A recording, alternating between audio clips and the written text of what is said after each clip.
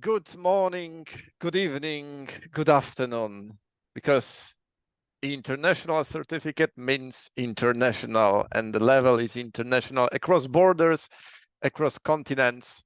So depending on the time zone, either you are gonna be probably drinking your first cup of coffee, or you might be drinking your last glass of water before going to bed.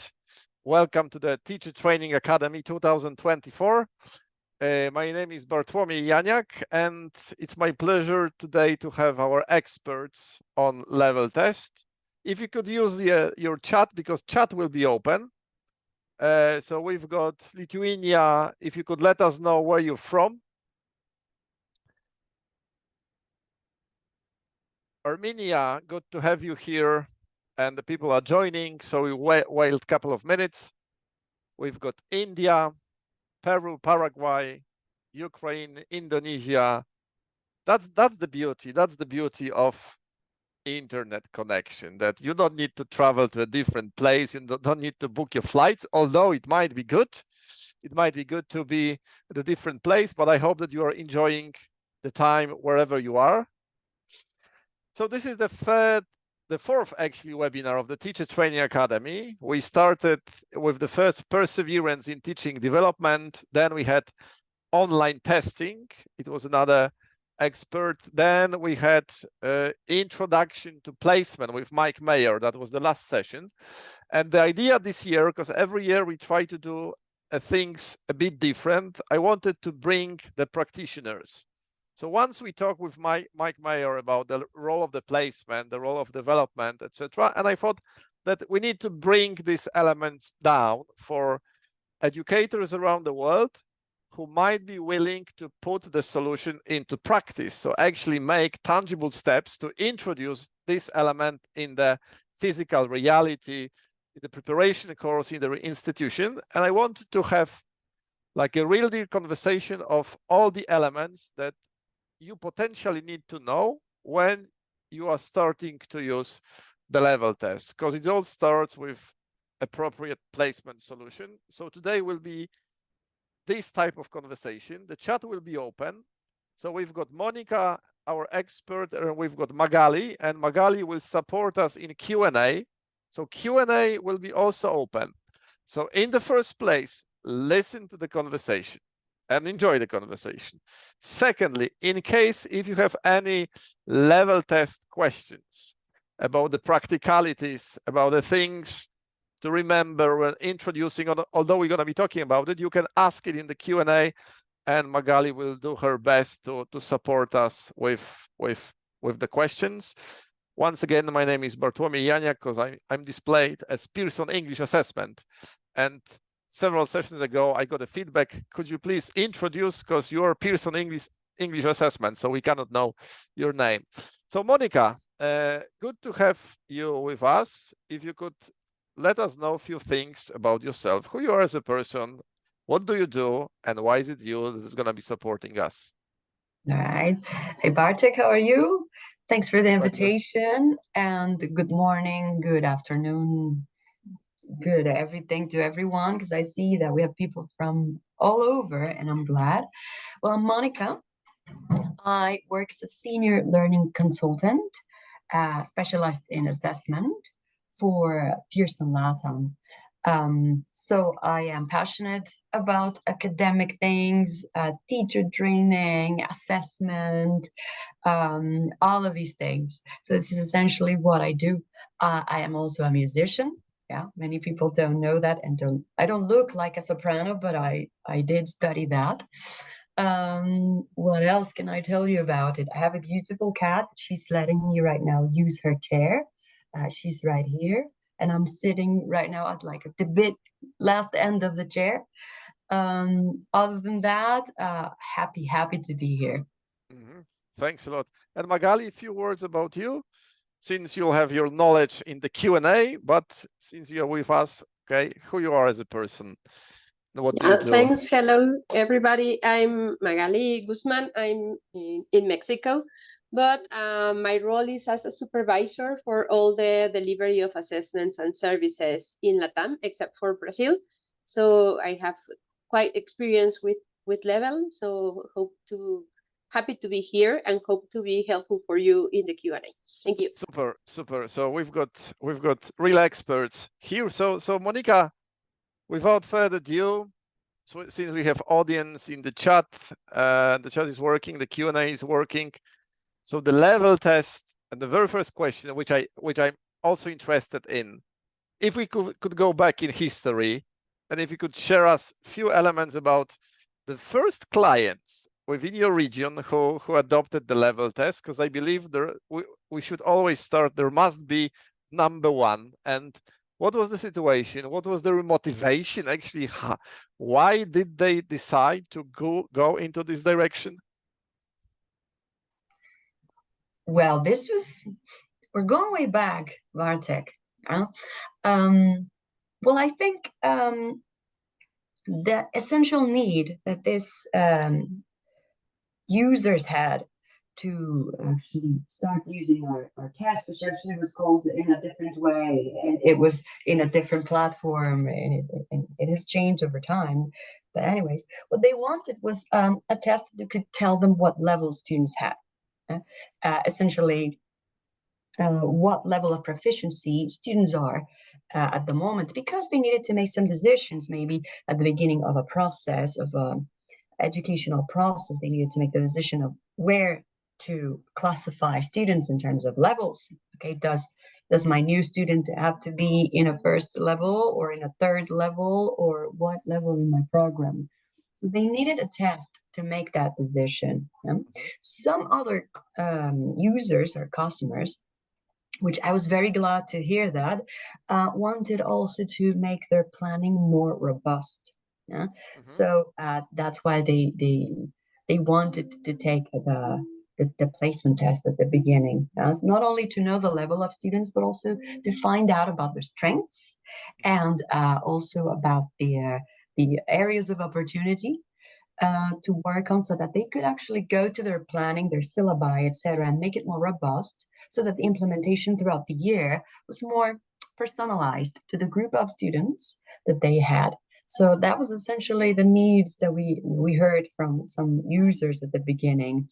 And well, we showed them how our tool was the perfect one to actually get that information. And not only the tool, but all the people around it, all the Pearson people around the tool, which is one thing that is interesting about how we work. It's not just a platform, it's not just a license that you use, it's a whole academic experience that you have when you implement the test. So I think they were interested in that. And so I'm going to be a bit provocative here, but normally, well, a long time ago, I remember it, that it was like a pen and paper tests, and the institution is like making a decision to go digital. Can you recall any ideas or the things like what made them change, or maybe they were so open to technology? Did they require any form of encouragement? Because a long time ago, I heard different teachers saying like, oh no, pen and paper, this is what I need. Definitely. And actually, I think still in some places, you still hear that, and it's crazy, huh? Because it's 2024, and we are in the artificial intelligence era, and all of this. But anyways, yes, we've had that, and it's how to give confidence to users and teachers and coordinators, and you can use this tool, you can use a computer-based test, it's not that complex. And with that comes some other things that we had to do. It's a whole culture, Bartek, it's a whole culture of assessment, in terms of just what you said. We were used to taking paper-based tests, like pen and paper, correct wrong answers, and in there we have to actually talk about something. Most of these tests manage to assess essentially knowledge. And knowledge is one part of the whole construct of proficiency. So if we just assess knowledge, I mean, how much content how much it's just part of the whole proficiency construct. We also have to assess competences, like what you can do with all of those things that you know. And also we have to assess how efficient you are with what you can do with all of those things that you know. That is a more holistic concept of proficiency. So training coordinators and teachers into understanding this was a challenge, but was also a good opportunity because it allowed us to influence the assessment culture that we have in LATAM. And we have grown so much. And this comes also with the support we give in terms of training students on how to take computer-based tests. Okay, so we're gonna talk about support in a second. So the whole assessment, so proficiency, it's something way bigger than just a single solution at the very beginning, if I get you right. And just looking at the chat, one extra information. Yes, no worries. You will get a certificate probably by Monday at the latest or tomorrow. So you will get a feedback form and you will get a certificate. You will be able to download the certificate there. So all the people who attend the webinar, you will get it via email. So Monica, coming back to the level test, imagine that I represent the institution and you've already convinced me that, okay, there is something in digital testing. So what are the key elements involved in implementing level test in educational institution? So key elements. Well, I think it all comes to assessment literacy, Bartek. I think it's essentially the knowledge and understanding that the user, be it a teacher, be it a coordinator, be it somebody who's going to implement the test, has about the use of these kinds of tests. So we essentially, and Maggie will not let me lie about this, we do reinforce a lot in terms of what to do before to prepare, in terms of all the equipment. We need to make sure that the equipment, the computer is working well, that the special requirements, not technical requirements, are actually working. So it takes that preparation. It also takes training students and teachers on, okay, students are going to take this test for this purpose. We're going to use this information in terms of the institution for a particular purpose because we wanted to do it. We want to do something about it. So it's like educating the whole community around the test. So it's a better experience. And then during the implementation of the test, we of course have best practices. Yeah, best practices or things we encourage the people who are going to implement the test to do in terms of what's best, how many students should be in the same room, etc., etc. Now that's more like Maggie's area. And then at the end, we don't stop there. We sit down with coordinators, teachers, etc., the academic staff, and we run a results interpretation session. So we take a look at the results, which are immediate in the platform. And we take a look at it and then make some decisions or help make some decisions within the institution. Okay, what are the strengths of students? Methodologically speaking, what does that mean? What can I do in terms of using those results and taking them to class? Because these are assessment for learning tests, essentially. So you see, there are many things and many actions we assess or help with during the whole implementation process or administration of the test. Okay, so where to start with? What would be the first step for me to, as an institution or as a teacher coordinator, to shake hands with the level test, just to begin the journey, or just to start? All right. Well, to start, let's make sure that this is really the assessment that you need. Yeah. So it would be, okay, what's the purpose? Why do you need this assessment? If you tell me, well, I want to monitor the progress of students, I'll tell you, we do have a better test for that. It's not necessarily the level test. I want to run a certification test for my students. I'll tell you, well, let's take a look at the whole process, because certification tests are different, and we do have another test for that needed. So if you tell me, well, I want to know the starting level of my students, I want to place them in the correct level in my program, then this is the perfect test for you. So that would be the first step. Yeah? Definitely. Yeah. Okay. And if you think of the trainings that you've provided, and if you have teachers being onboarded, can you recall, are there any situations that they often ask about? What questions do appear on this type of trainings, so that then their knowledge of the product and their confidence goes up out of curiosity? Questions that they make during the implementation. They ask us a lot of questions in terms of how the test really assesses the skills. And then when we talk about how we have been using artificial intelligence for decades now, Pearson has been using artificial intelligence models and machine learning and all of this for decades now. It's not new for us. And how that helps you really assess the competence in students in terms of their performance. I think that helps users become more confident in terms like, oh, I know more. I'm using a state-of-the-art tool.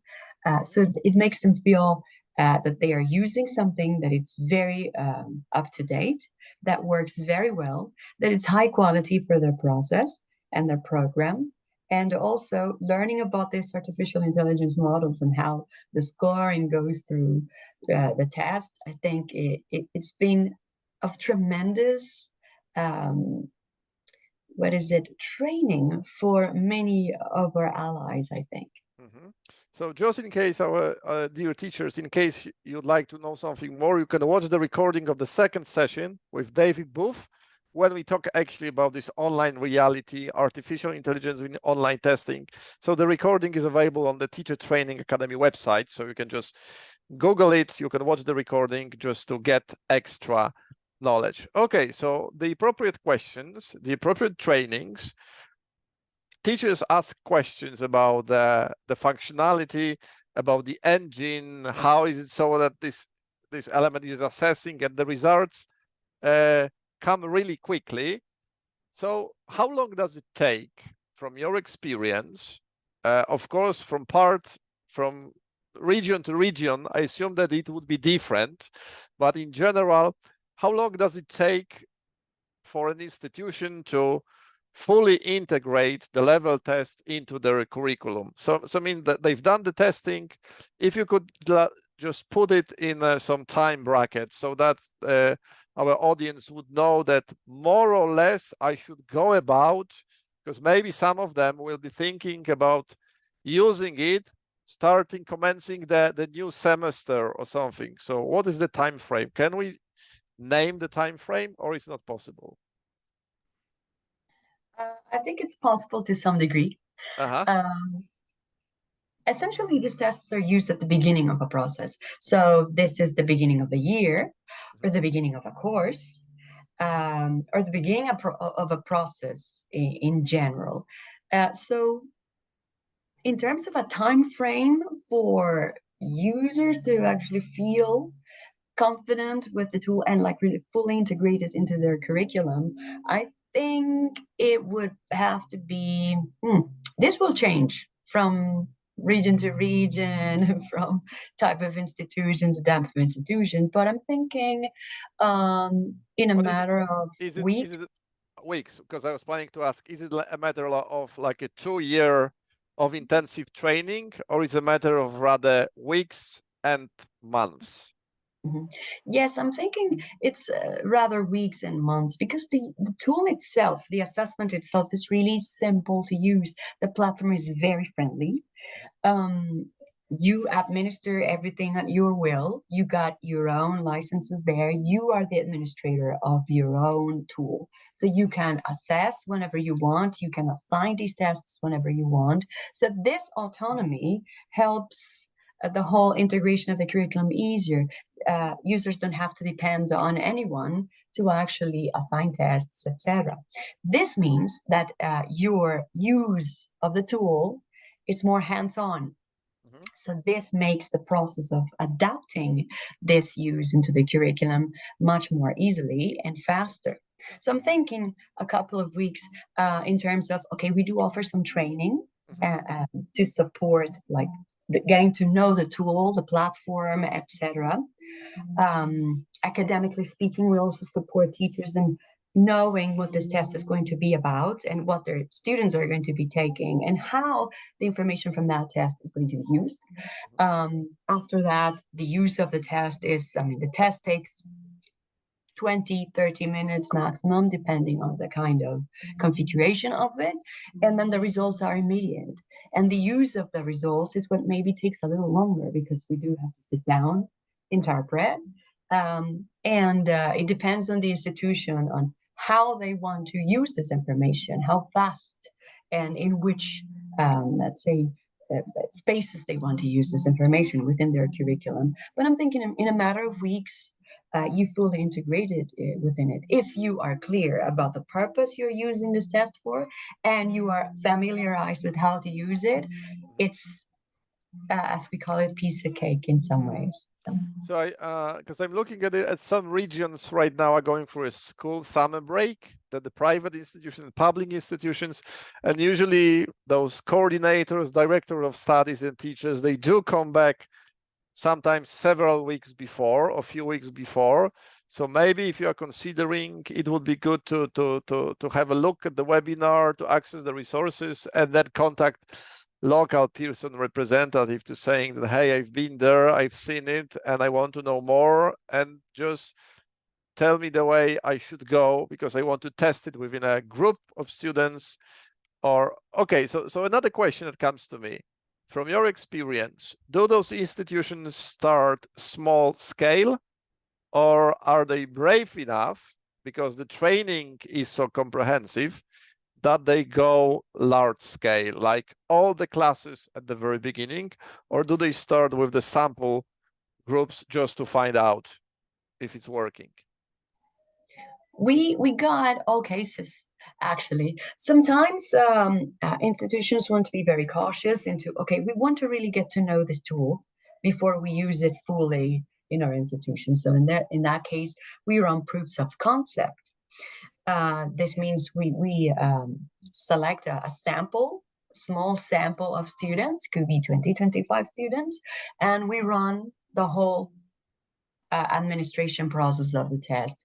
This means the preparation for it, in terms of getting to know what the test is about, getting to know the platform, etc. And then during, we support, of course, we accompany that implementation. And then at the end, we interpret the results. So when they see the full scope of the experience, they feel more confident, and then they go full scope again within their institution. There are other very brave institutions who decide to actually go all the way from scratch. So in this case,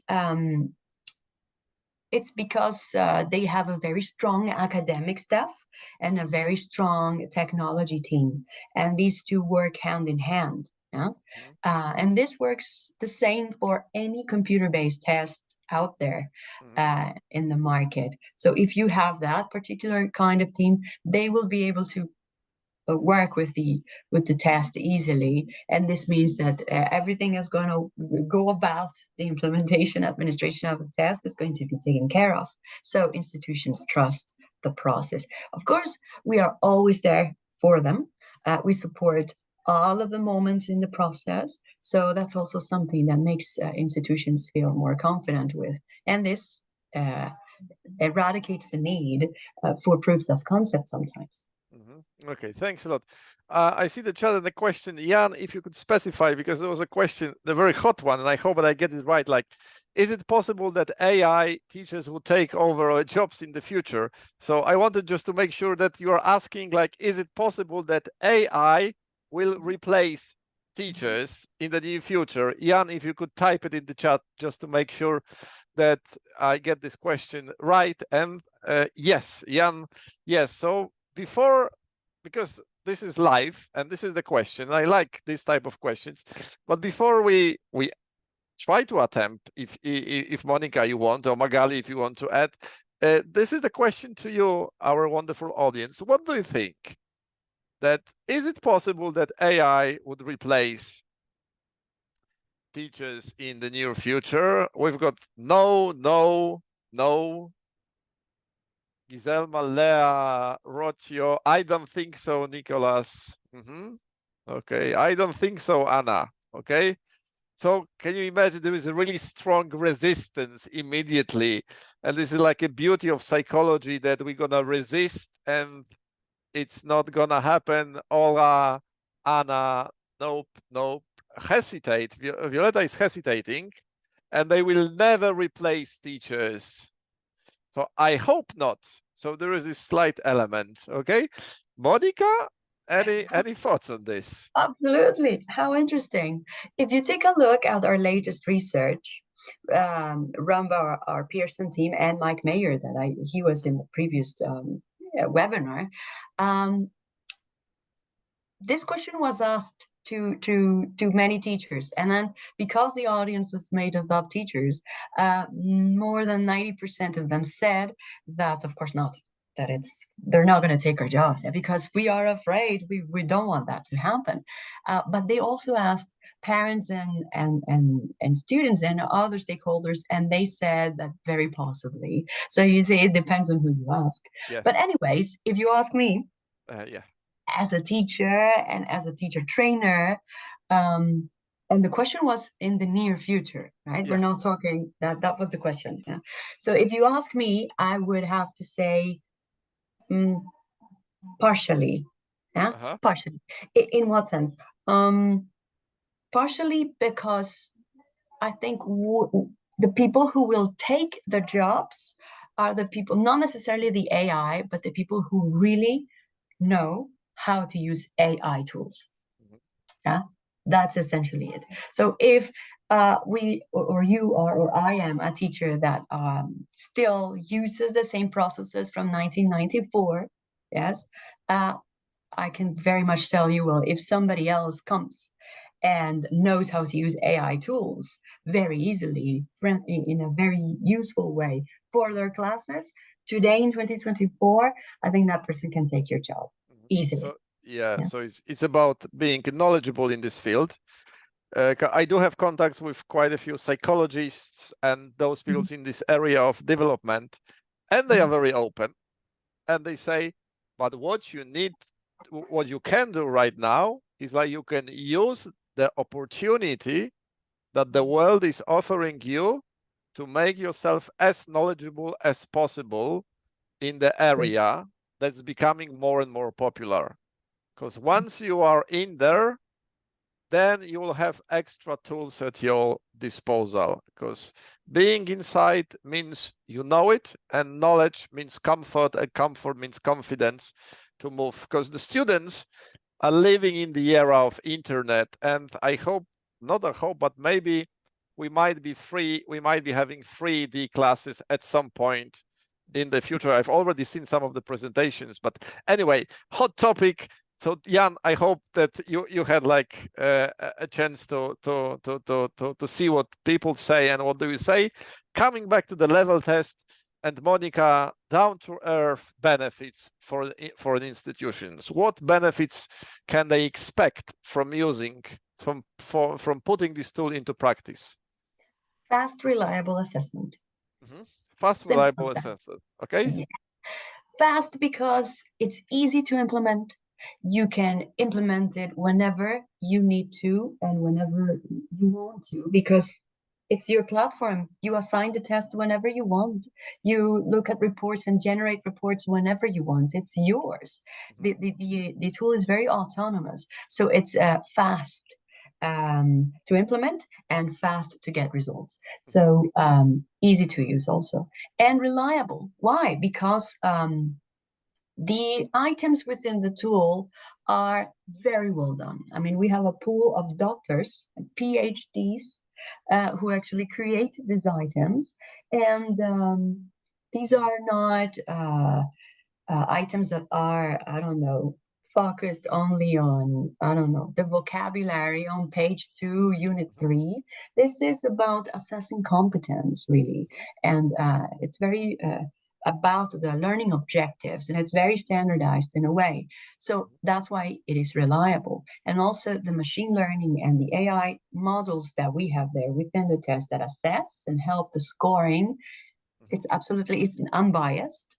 And it's state of the art. So I think you will have a very easy to use tool, friendly, fast results, and essentially very reliable.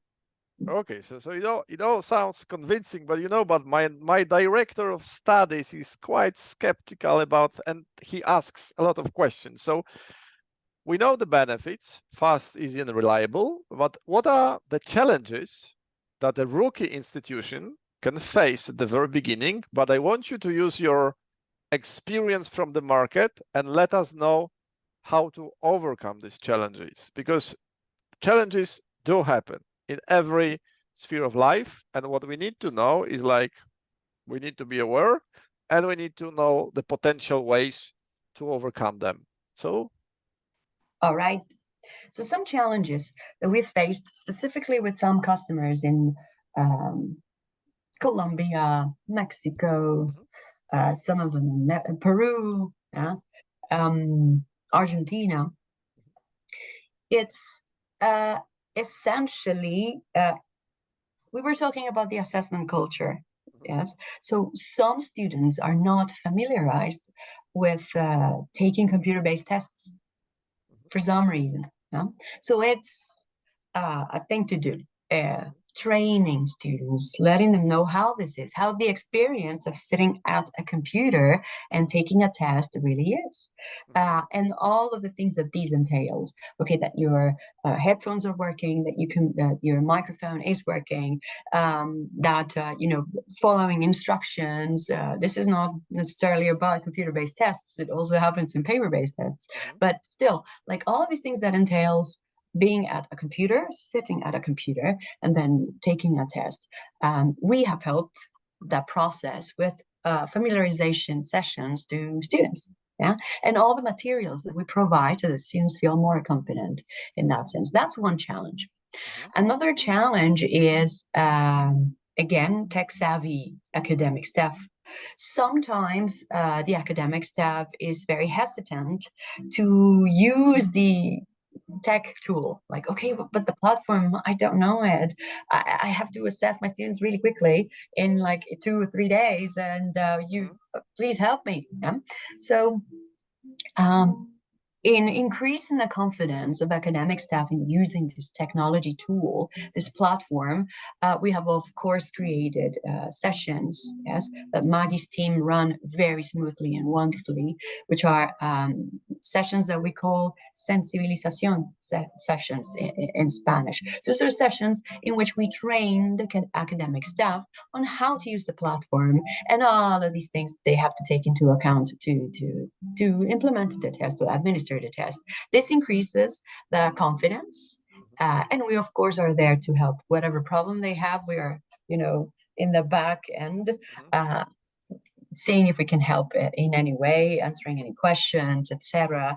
Maggie's team provides wonderful Q&A sessions that are called open forums, so that customers can actually log in, ask their questions, whatever questions they have, and they're being guided. So I think that's another challenge we have had.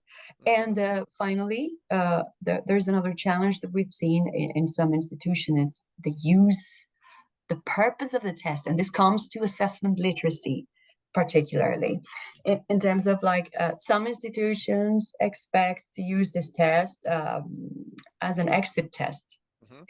And they expect a lot of information from it that necessarily is not going to come from it, because the purpose of the test is different. So this is a test for the beginning of processes. If you want to monitor or certify, that's a different kind of test. So I would assume it would require a different conversation with what do you truly need to make the thing you are looking for. Okay. Sorry, we have a question Yes. for Monica. It says, hello, Monica, greetings from Indonesia. How to plan an assessment that facilitates differentiated learning and develop effective follow-up for learners? Uh-huh.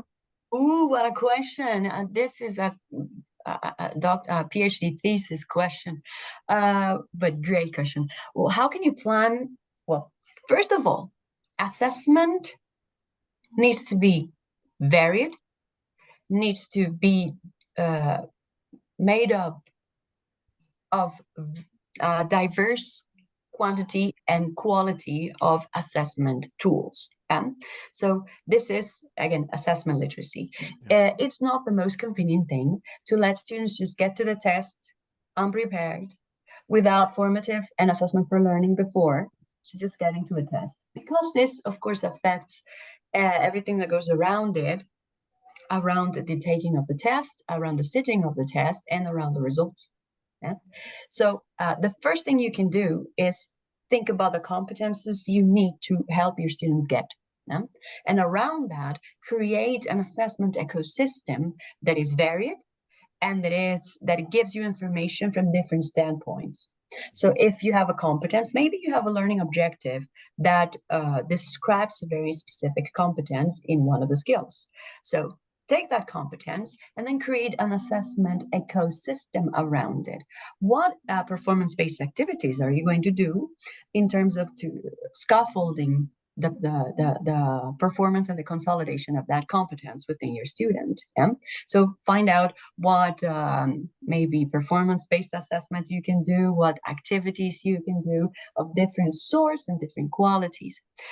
Also, find out what other types of assessment tools you can implement. Maybe a quiz, yes, and the quizzes are great, but these are to assess part of that competence. So it will help you assess vocabulary, maybe grammar, maybe something. So maybe some basic skills of the macro skills. Yeah, that helps. That also adds up to the whole ecosystem. And then you put around all of these different kinds of assessment tools. And then in the end, you have students take a standardized test, yes, or an agnostic test. Like, for example, level test, which is agnostic. What is an agnostic test? An agnostic test is a test that is not essentially assessing the vocabulary of Unit 1, page 3. This is assessing a learning objective. It's not dependent on a book or a courseware. It's dependent on the competence itself. So to get there, there's a whole path, as you see. So this would be the best, most advisable way to create that assessment ecosystem. So don't think about creating an assessment, because agnostic assessments are already created and expert people do it.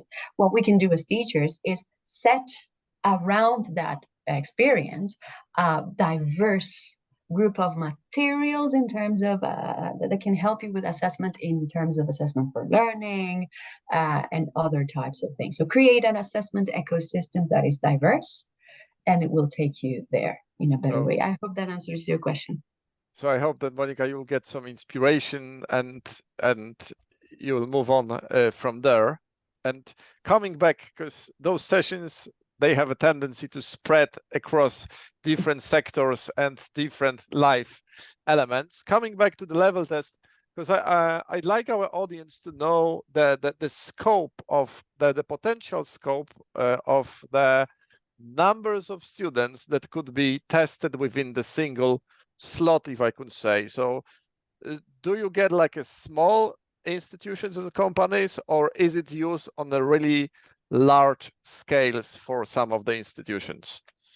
Both of them, Bartek. We do have customers in LATAM that are PLSs, private language schools, or universities with around maybe 200, 100, 150 tests that they need to take. And we also have projects with the government, etc., in which we have applications of thousands of students, applications of tests for thousands of students. So we do have both experiences of how to help customers that have a small amount of students, and we help that process, but also projects of 45,000 level tests or 100 something level tests. Okay, so I wanted to make sure that the platform is stable in itself, that it will not crash down if you have like 50 extra students and the system will go like, nope, too many of you. So it will survive the large number in case someone is considering to go large scale. Absolutely, it will. The platform is absolutely reliable. And then I want to, of course, highlight the amazing job that Maggie's team does in terms of helping clients adjust to the experience that they're going to have. They do tell customers what are the best practices. Okay, you're going to have 45,000 students that are going to take the test. Okay, we will help you set up a framework of how to use your platform. Yeah, we advise you to do this. We advise you to do that. If it's going to be 45,000 and it's going to be in this way, we advise you to do this and that. So I think this is also a very positive thing that Pearson Latam does Pearson, globally speaking, because we do offer a lot of support to clients. Again, this is not the test is not a license. It's not, something techie only. It's an academic process. And I think we're trying to help and support clients within all the journey. Okay, thanks. And just two questions appeared when you were just saying with this big number, but of course, the smaller institutions can also benefit from it. And the question is, like, as a potential student, like, I am a student, I'm going to be taking the test, and whether I want it or not, I think like, okay, how am I gonna cheat during the test? Like, people will be sitting next to me. How is it so what pieces of advice would you give to a potential institution to say, hey, these are the things you need to take into account just to minimize any fraudulent behavior? Any pieces of advice? Okay, this is like trying to save the world from cavities. Yeah. But anyway, there are many things that we can do. The first thing is keeping the stakes low. Why keeping the stakes low? Because this is a low stakes test. Yeah, you know that we have low stakes, medium stakes, and high stakes tests. Low stakes tests are generally assessment for learning tests. This means that these are tests that we use to get information to inform the process of learning and also the process of teaching within an institution.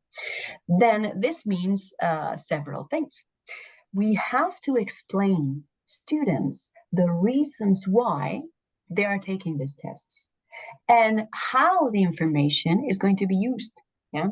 So if they take a level test, it's not the same as if they take one of our super high stakes tests, like, for example, our PTA academic. It's not the same. You're not going to, I don't know, miss out on a visa or a scholarship. It's different. We're just trying to find out what are your strengths and your areas of opportunity so that we can teach you better.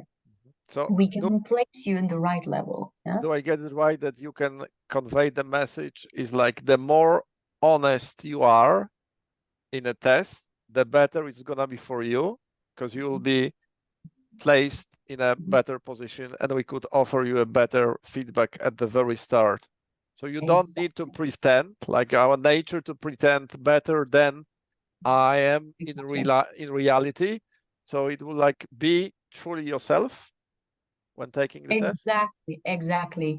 So if we give students that confidence, maybe the performance on the test will be different, yes? And you won't have the need to cheat, because level tests are not tests to fail or pass. These are not tests for that purpose.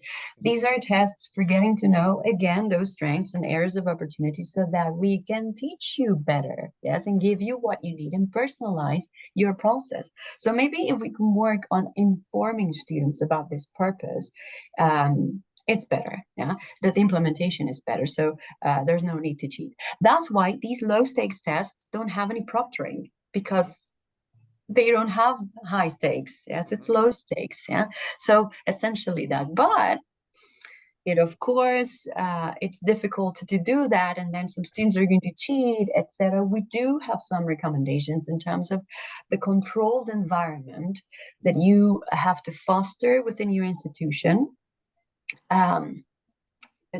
In terms of the moment in which your students are going to take the test. It's like space between cubicles, yes, if you have any cubicles, or if students are going to take this test in a laboratory with some computers, and the space between one of them and another of them, etc. We do have that recommendation. And also, if you want to, we recommend you have an invigilator. Yeah. Again, it shouldn't be necessary because, again, low stakes. But if you do want to, well, have a teacher or two to be the invigilator and be there taking a look at what students are actually doing. Sometimes, just to add, we have some customers that want to apply or administer these tests in virtual online conditions. Yes, so the best thing they can do, and what we recommend, is do it in your institution. Have your students come to your institution. But if it's not possible, of course you can implement this test online. Your student can be at their house and you can be somewhere else. You know, there are some virtual programs within institutions, so you can do it. But then maybe run some equipment check, be there for your students, make sure that students know the purpose of this test, etc., so that you can take care of it, or try to invigilate in whatever way possible. So talk, explain the true reason. Why do they take the test? Allow them to be truly themselves and just minimize this risk, like of, oh, you will not get a good score, so it's not the point. And encourage students to take the test on site at your institution, because it helps to monitor the whole process. Okay, great. Monica, because the time is running and we are almost at the very end, and there are the questions, and I can see that some people are joining right now: Indonesia, Azerbaijan, and Poland, Weba, the summer resort. So maybe someone is already in their holiday time. Good to have you here. Any final key takeaways, Monica, for an institution very inexperienced but willing to take a plunge in the level test? Any final takeaways for this type of people? What they should do just to move on? Right. Two things, essentially. Okay, three things. The first, let us help you. Let us be there for you. Yeah, we are going to be there for you. We have plenty of Pearson people and plenty of resources that you can use autonomously also to run this implementation smoothly. Yeah? And we're also always there for you to ask us any questions in terms of, I don't know how to use this, I'm hesitant, I don't know how to use the platform, I think I have a problem with the assignment of the tests, etc. We're always there, especially Maggie's team. That's the first thing. Let us help you. Second thing, create a protocol of implementation. Yes. Okay. Of a protocol of administration of your test. And this protocol has to have a pre-implementation moment, a during implementation moment, and a post-implementation moment. Yeah. Do that. What happens in the pre? In the pre, you need to train the people that you need to train. Let's say you want your coordinator to really know how to use this tool. Okay, so create an activity within that part of the whole protocol in which is training the people that need to be trained. Also familiarized all the other agents, familiarized your students. These are the tests we're going to be taking. Yes, for these reasons, for this purpose. Familiarize the teachers your students are going to be taking this test for this purpose, for these reasons, yeah? So that they help with the whole, you know, it's a whole phenomenon, it's a whole experience in the whole institution. It's not isolated. Let's not isolate assessment implementation. That's the first mistake. So if you create that protocol, you'll be fine. Yeah. During the test, what are the things you're going to do? How are you going to create that controlled environment? How many students are you going to have per application, et cetera, et cetera? What tools you're going to be using, computers, et cetera? That is the during. And then post, how are you going to use that information, the results from the test? Make that decision. Call us, call Pearson for helping you with the first interpretation of those results. And plan how you're going to use that information. If you create that protocol of implementation for your institution, you will be fine. Yeah? And third, have fun. Have fun. Okay, Magali, any comments from you? You can either summarize the questions or you can ask any bits from your experience as well. So the protocol, have fun. Let us help you design those 3 phases. Familiarize. Anything Thank from you. I would like first to read a question. I think it's for any of you. It says, how are practitioners trained to effectively utilize AI tools integrated into Beyond Seats? I guess Beyond Seats, someone is referring to the name of the webinars in the teacher training academy. So Beyond Seats is basically moving away. It's not only about just particular level for the start, but it's also but it's about what Monica said, is about the whole ecosystem. So it's all about the structure way above just that sitting at the appropriate desk and doing the learning. So that's why we started at the very beginning with perseverance, with AI. Now we are having the level test conversation. And the next step, which was also the question in the chat about evaluating progress, and this is what Monica referred. So if your institution evaluating progress, these are the forthcoming sessions that we're gonna talk about. And we're gonna finalize the whole academy by the end of the year with international certificate. So the things you need to know when you want to certify your students. But I think we can address that very briefly. The thing about how to familiarize test takers with the AI scoring, for example. I think it's common knowledge now, or it should be, yeah? Or we have to work towards it, because it's out there for all of us, how AI really works, and in terms of what machine learning is, and then understand how your test is going to assess you.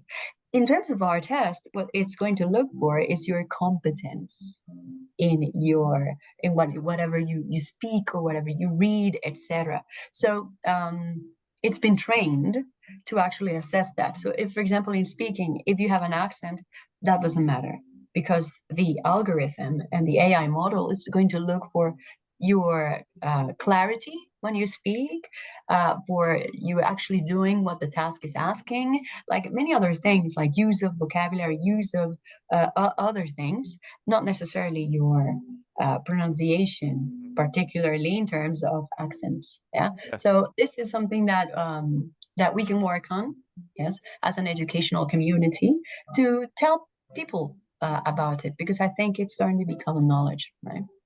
Okay, and it came to me a story I heard from one of the business companies externally when we talked about language development, and they saw about this stereotype of sounding native-like, and this is like the true goal. And they were sitting around the table, and some of them asked the question like, okay, if you look at your career, when was the last time you had a conversation with a native? And what are the typical people that sit by your table in this sector? And it's like, the guy went like, I cannot really recall. I usually talk with people from around the world, or maybe there was one person from London, but in general, we had people from Germany, France, Indonesia, and this is the international dialect. And the point for them is to be clear, to convey the message. As long as they convey the message and I get the point and I know what I should do in business, then the accent is not really thing you should worry about, because I'm doing business basing on the information that you provide. So you need to be clear, and you can sound nice, that's okay, but it's not prerequisite. So I guess this is the message to remember about. Competence. Yes. Competences. Magali, any other questions? That what was the tendency? What were the people asking about? Well, they were very different, but just to have some recap, and just talking about level test, just to remember that level test has two versions. It has a version that assesses the 4 skills, and the other one that assesses 3 skills. The only difference between them is that one assesses speaking and the other one doesn't. So just for you to consider. The platform also gives you the chance to get reports, group reports, and you can have a look. It's very friendly and very visual. You can see how your groups are divided and how they are categorized by levels. Remember that the level test has 2 scales, the Common European Framework, but also the global scale of English from Pearson. So you can see all the results from your students in different groups. And you can see the areas of opportunities. You can see the strengths, the weaknesses, for you to work with those with your students. And if you additionally use our global scale of English teacher toolkit, you can have wonderful classes and you can help your students improve their level based, starting with level test. So if we can help you, we have tons of experience in LATAM. We have customers with more than 100,000 tests in a couple of months. We have also examples in Brazil with 50,000 exams in a couple of days. We have also customers that apply this like 13,000 exams yearly. So if you need any help, please don't hesitate to contact us. We have lots of experience and lots of things to share with you, to make this implementation smooth as possible for you and your students. There was also a question about integration. Also, we have experience with that. We have integrated level with other systems, with other LMS, and we have helped integrate this in different workflows. So please, if you need any further information, don't hesitate to contact us. Okay, thanks a lot. And Elizabeth, you've asked the question in the chat, where can I have those tests you are mentioning? So basically, my piece of advice is, if you don't know where, just when we finish the webinar, you get to your local Pearson representative and say, like, I've been to the webinar on the level test. Could I get access to the resources, please? And then you will get a package, and then you will begin your journey, and then you just move on, okay? Knowing the protocol, engage with a conversation with Pearson representative, and just let them guide you through the process. And who knows, maybe next year, Elizabeth, you'll be the one doing this huge number for your particular students, and they will just benefit from it. Okay, so Monica, thanks a lot. Magali, thanks a lot for the support and the Q&A. Thank you, audience, for being with us, for the interaction, for asking questions, for listening, hopefully. And I hope that you've learned the things that you were looking for. In case you have some questions, you can just get back to us. You will get a certificate and a feedback by Monday at the latest, I promise. Okay, in case something happens, but you will get it for sure.